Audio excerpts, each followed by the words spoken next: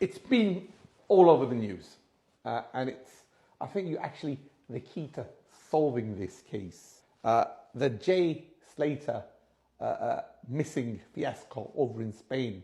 And the reason why I say I think you're the key to this is because clearly in this day and age, everything boils down to and rests with mobile phone, cell site, tracking, collocation. How important is a person like you to finding Jay Slater?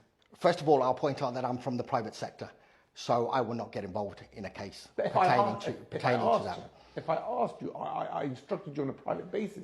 The law enforcement within Spain, it's within their jurisdiction. I'm under the impression, or under the understanding at least, that a particular police force from the UK have now been flown out to assist with the case. Their abilities, their experience, and the facilities that they have at hand are so vast that no one from the private sector could match what they could do. So my understanding is that it is currently in the best hands it can be in.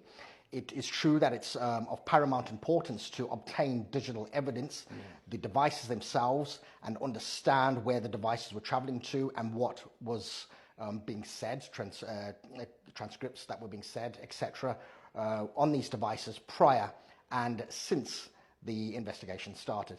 But Matt, you've already said, look, at the end of the day, just because a phone's switched off doesn't mean it can't be tracked. This phone is switched off, so why can't it be tracked? That's correct. Now, there are a few reports going around stating something to the effect of the device has been found at the last known location.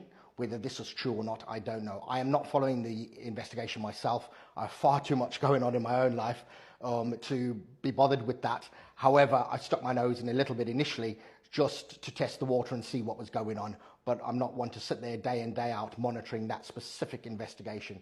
But it is my understanding that, or at least I've heard, that the device was found. If that's the case, they will do a forensic analysis on that particular device and link any other devices that were communicating to that device.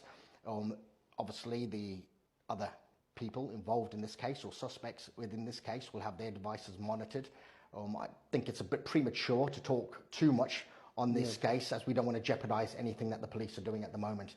I understand that a lot of people online are bemoaning the Spanish authorities for not talking to the media, but one needs to understand the Spanish police force work in a totally different manner to the British police force.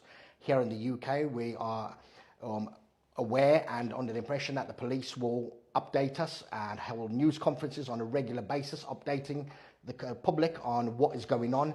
The Spanish police, not to say that they're not as capable as the British police, just do not operate in that manner. However, I do think they're very efficient at what they do. They do have a game plan in place, and I believe it won't be a matter of time before they manage to get to the nuts and bolts of this.